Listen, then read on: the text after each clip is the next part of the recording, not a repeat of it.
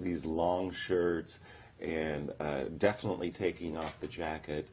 I want to be as free as I can, and I'm a little bit surprised to see so many of the players actually wearing long sleeve shirts. Right, especially case in point, Sergei Karjakin. I mean, I'm not so much Wesley, with the jacket, but the jacket is going to knock over some pieces. Easily, you could clip a piece with your jacket sleeve, and they're off. And again, we're going to be focused on this game because Blitz, they play so quickly we can't go through all five, but we'll be keeping our eyes on the other games as well. And in the game of Wesley So versus Sergei, it's a Nimzo Indian with Bishop D2. A little bit of a surprise there, a wrinkle in this age-old defense. D6 takes with the pawn, and the player's playing very quickly. Yeah, very quickly indeed. It's a known position. As we can see now, we have the board. Very strategical ideas with the bishop on D2. It changes things compared to if the bishop was, for example, on F4, right? Yasser? Mm-hmm. Yes, right. Absolutely. Outside of the pawn chain versus rather trapped inside. A2, A3, putting the question to the bishop. Where would you like to retreat? All F8. the way, all the way. F8 is the answer. And now normal is to gain a little space on the queen side with B2, B4, trying to hamper Black's ability to play the move C7, C5, attacking in the center. B5.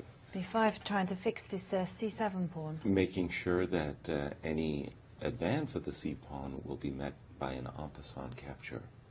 Very solid approach from Wesley. He's keeping his ideas from the rapid portion, not risking very much, playing slowly. Makes sense? It Yes. does make sense, you know, after all he's saying to his competitors, well, catch me up.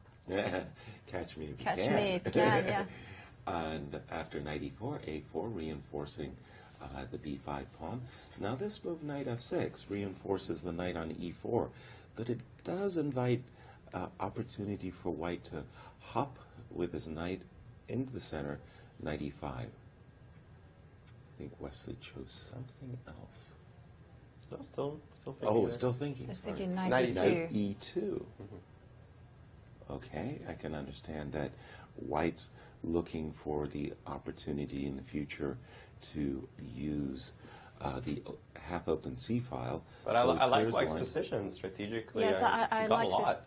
I like this next move, bishop c1, because what I was just going to say was that the one problem piece is bishop on d2, which had no purpose. Exactly, the dark square bishop is looking to play bishop a3, trading itself for this bishop on f8.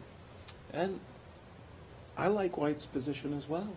It just seems very solid, very smart. Bishop's going to come to a3, especially in blitz. You want a very easy plan to make. You don't want to be finding where your pieces go, trying to figure out the maneuvers. It's very simple. Bishop on a3, the queen goes to c2, the rook on f1 goes to c1. I'm going to pressure c7. I'm going to let you figure out what your plan is. How to deal with this backward pawn on the c7 square. Well, the only thing that the only danger, I think, is this knight on e4, because it can be joined by, perhaps, if you move the f-rook.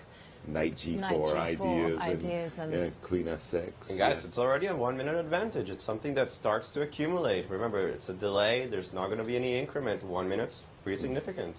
I was about to say that bishop takes d6, c takes d6 might be a good answer, just to protect the e5 square, and at the same time look to contest the now open c-file, the cost of the double pawns. And I like Wesley's last move, h3, just simply taking some prophylaxis against any potential knight g4 ideas and perhaps some sacrifices on. And there we see it, the contest for control of the c-file begins.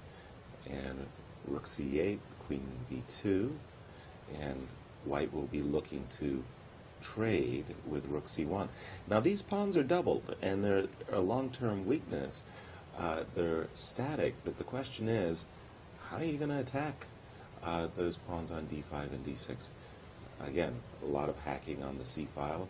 We've seen all the rooks get traded, and the potential is also for a queen trade to take place down the c-file. This is Wesley written all over it. A little bit more time, very slight advantage, super safe type of advantage.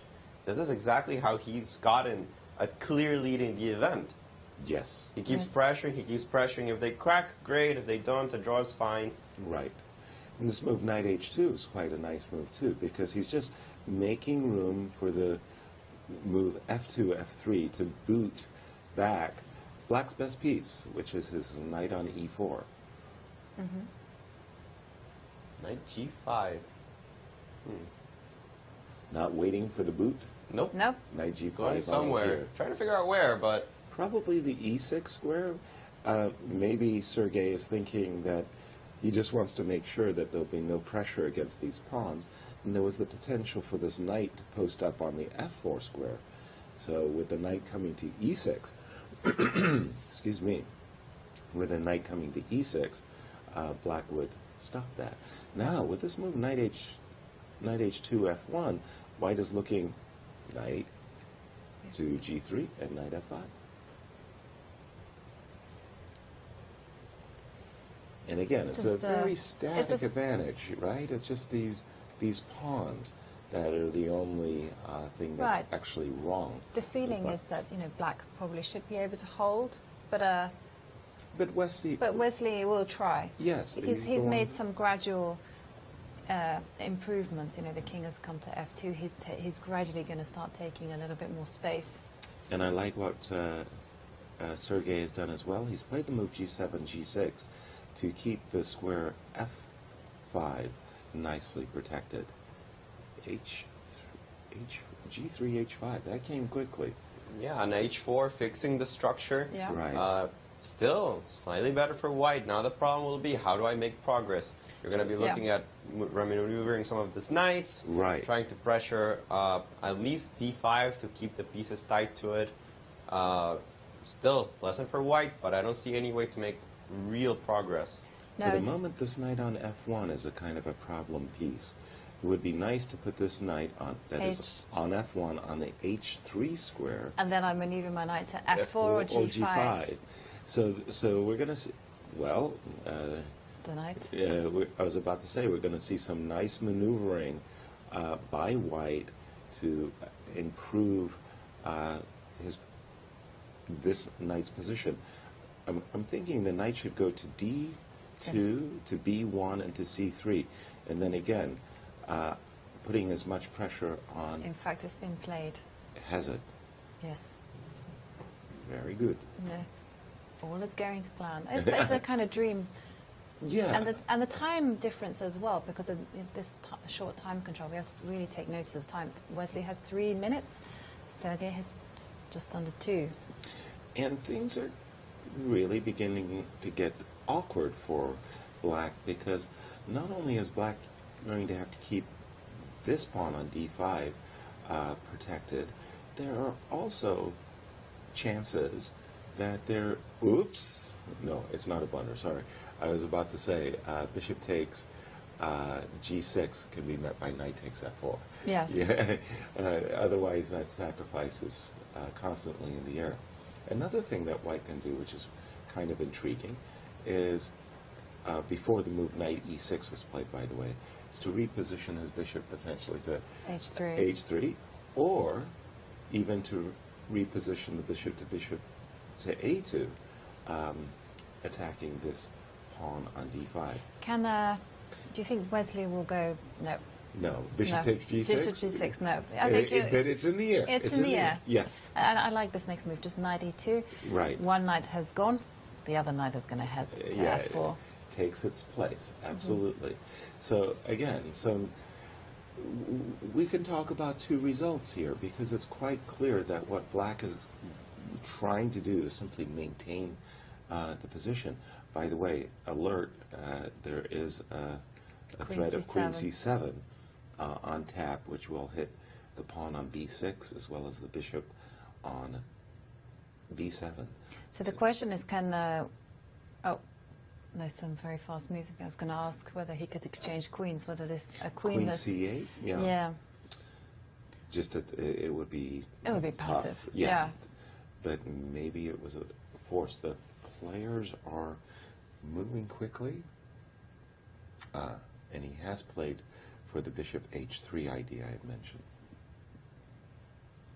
And while this is going on, we are about to have a result. I think it's going to be the first result of the day, as Fabiana Caruana is going down in flames against Vichy Anand. We'll be taking a look at that probably as soon as this game is done. But, well, that was a crushing victory, truly, by Vichy over Fabi. We'll be updating you guys on how that happened as soon as this game of the day is done. All right. Game of the round. Game of the... It still may be the game of the day. You never know. Well, Karjakin's down to 20 seconds. Ooh. It's a lot Yes. of pressure accumulating. And versus 2.5 minutes. Yeah. Yes. And his decisions are not getting any easier Are you- with each passing move. I'm waiting for the Are you my updating? board to My board is update. definitely further along. Well, there it goes. It's sometimes the moves all go at once, and that is what has Okay, happened. now you're back. I'm back. Okay, great. All right. And the king's maneuver all the way to d8. That allows him to at least take full control over c7. The queen can do something else. Not entirely sure what that something else will be. But hard to crack. It's still very hard to crack. Absolutely. And also with the queen on e8, I was about to say with the queen on e8, sacrifices against g6 are hard to do. And we have a result. We have a result. Another one I expected. It has finished even quicker. Giri Anish has defeated Hikaru Nakamura, who was saying he's the one making up some ground. Not a good start for the American. That #2 player in the world in the Blitz rankings has fallen to Anish Giri. Wow. And again, a little trash talking by Hikaru has backfired on him. Yes. And we also have news that Caruana has indeed lost against, As predicted. against As Anand. predicted. Yeah. And Vichy is a real wild card. I've always thought of him as an extraordinary blitz player. And he's one of those players, if he gets into his rhythm, he can do incredible damage to this field, to any field, I should say. Yes, of course, he is indeed the rapid world champion as well. So Exactly. it's not a man to be discounted. But Exactly. Okay. I see a lot of maneuvering. A lot of maneuvering still. Wesley's decided that his king belongs on the queen side, covering the c3. Very intriguing. He's going to then play queen c2 and perhaps go... Yes, and queen then c2. queen, followed by queen a2. And Put then, pressure. then everybody... Now queen a2. Yes, then everybody, every one of White's pieces is attacking the d5, and every one of Black's pieces is defending the d5 pawn. So what are you going to do about it? Oh. Absolutely. It does seem like he's kind of running out of ideas, though. How about queen to h3, Alejandro? And then... Oh, then you'll just meet it with bishop c8. Well, I'll just move the queen somewhere. Right. I'm not really sure what the queen on h3 would be threatening. Good point. I would be tempted to, yes, but he's trying to go for g4 now.